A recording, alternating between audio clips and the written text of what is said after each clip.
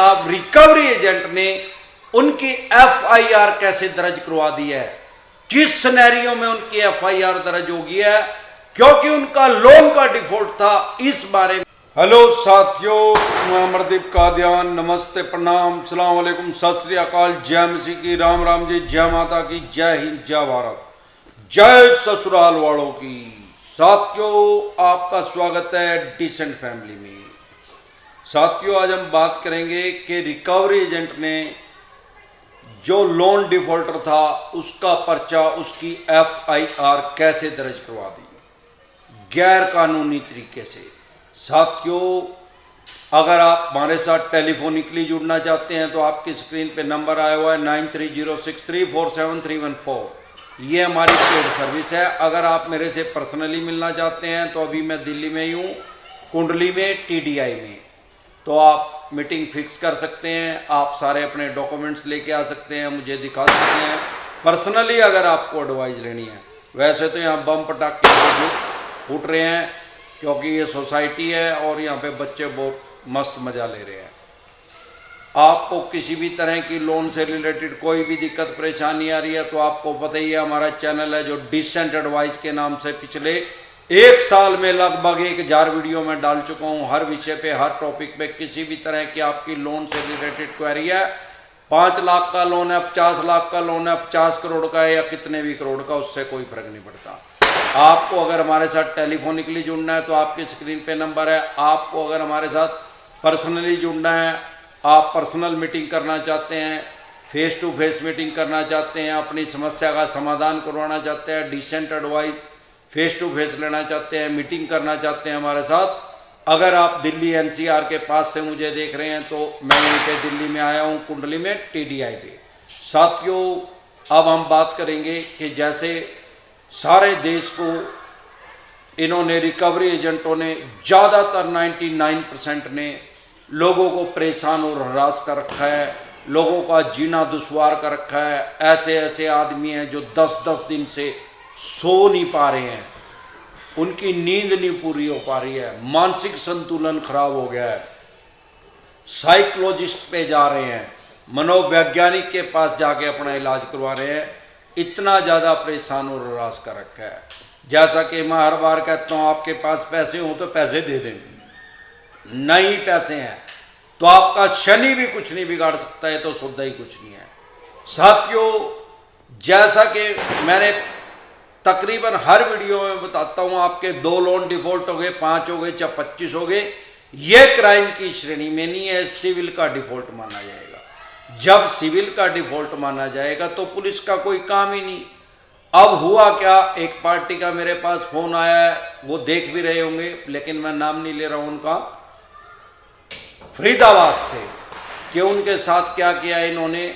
देखो, सबसे पहले तो रिकवरी एजेंट की ऊपर मास्टर गाइडलाइंस है आरबीआई की। ऐसा नहीं है कि किसी भी टाइम आपके घर आ सकते हैं, ऐसा भी नहीं है किसी भी टाइम फोन कर सकते हैं। और क्योंकि कोरोना काल चला हुआ है, कोरोना पूरा नहीं गया, इनको मास्क लगा के आना पड़ेगा, जो गवर्नमेंट की गाइडलाइंस है उसको फॉलो करना पड़ेगा, जिसको ये कभी नहीं करते। आपके घर आ रहे हैं कोई, अगर वो मास्क नहीं लगा रहा, उसकी वीडियो बना ले, नेशनल डिजास्टर एक्ट में उसका चालान कर सकता है, 2 साल की सजा का प्रावधान है। इसके अलावा कोई भी रिकवरी एजेंट आपके घर आपकी इजाजत के बिना अंदर नहीं आ सकता। बाहर से भी अगर वो पूछ भी रहा है तो उसके पास आई कार्ड होना चाहिए। ये नहीं कि ऐसे तो रिकवरी एजेंट के नाम पे कोई भी आपके घर के परिसर के अंदर आके कोई सामान भी उठा के ले जा सकता है।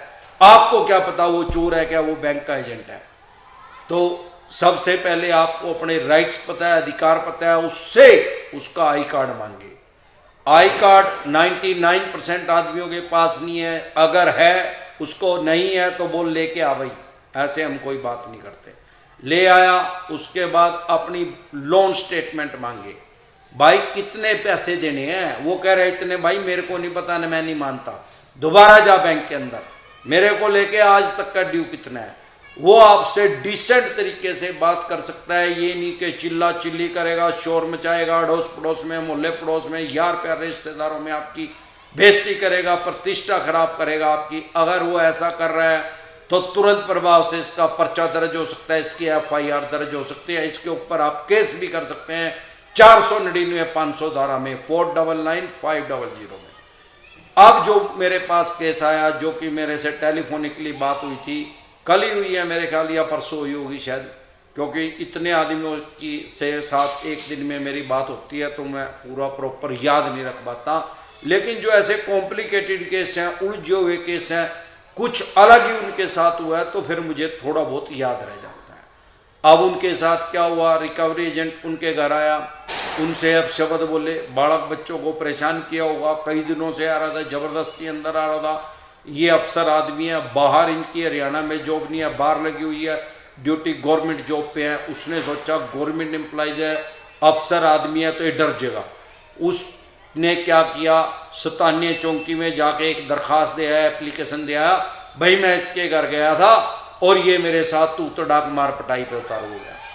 अरे साथियों, आप अगर मेरी वीडियो देख रहे हैं जिनके साथ ये हुआ है, मैं से तो मैं बता चुका हूं आपको, लेकिन फिर भी एक बात समझे, ऐसा नहीं है, पुलिस के पास कोई भी आदमी किसी की भी शिकायत दे सकता है, ये बात तो ठीक है, लेकिन ऐसा नहीं है कि आपका पर्चा दर्ज हो जाएगा, आपकी FIR दर्ज होगी।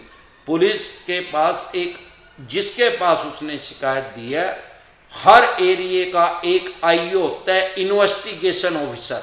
सारे देश के अंदर पुलिस का इसी तरीके से ही काम करती है।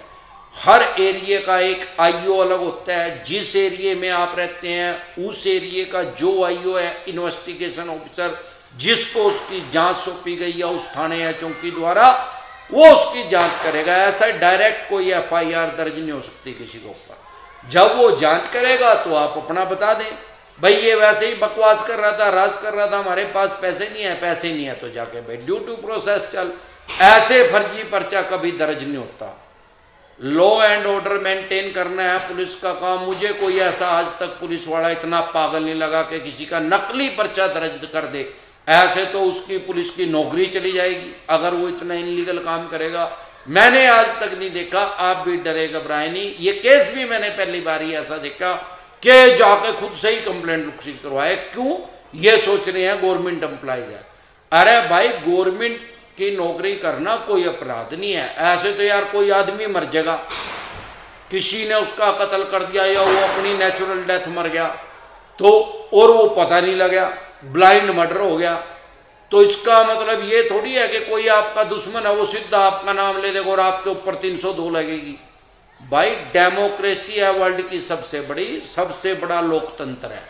उसकी जांच होगी, इन्वेस्टिगेशन होगी, गवाही ले जाएंगी, मोहल्ले पड़ोस में पता किया जाएगा। ऐसे FIR दर्ज नहीं होती। अगर आप सोच रहे हैं कि डायरेक्ट FIR दर्ज हो जाएगी, ऐसे नहीं होगी। जांच का विषय होगा। जांच में अगर कोई पक्ष सामने आएगा, अगर कोई भगवान ना करे आपके ऊपर सबसे छोटा केस हमारे देश में 751 और सबसे बड़ा 302 का है क्रिमिनल केस में। 751 में 6 महीने तारीखें लगती है, हर 15 दिन के बाद तारीख लगती है और 6 महीने के बाद केस ही भरी हो जाता है। वो पनिशमेंट वही है कि 6 महीने उसको हर 15 दिन के बाद तारीख पे जाना पड़ता है। और 302 में तो आपको पता ही है, उम्र कैद भी हो सकती है और फांसी की सजा भी हो सकती है, सजाए मौत भी दी जा सकती है। सेशन जज साहब के पास भी अख्तियार आते हैं, राइट्स है किसी को फांसी की सजा देने के, और सेशन जज से ऊपर के जो जजेज हैं उनके पास भी राइट्स हैं मृत्यु दंड की सजा देने के या उसको सजा को कैंसिल करने के।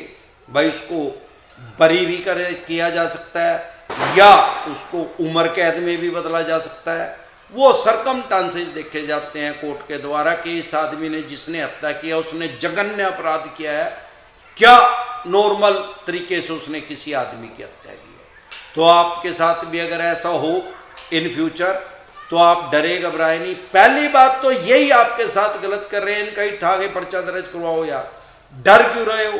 गब्बर सिंह ये कह के गया, जो डर गया वो मर गया। भाई, लंबू की फिल्मा सारी देखी भाई, शुरू तक पढ़ने का शौक था, लेकिन शुक्रवार वाले दिन, फ्राइडे वाले दिन, जिस दिन अगर अमिताभ बच्चन की फिल्म लगी तो हमने वानी छोड़ दी भाई, स्कूल में दबा के। जिंदा रहे तो बार बार मिलेंगे, नहीं तो हरिद्वार मिलेंगे भाई। हिंदू हो गए तो वहीं मिलेंगे भाई, और कहाँ जाएंगे। एक बार जोर से मिलकर सभी नारा लगाएंगे, जय ससुराल वालों की।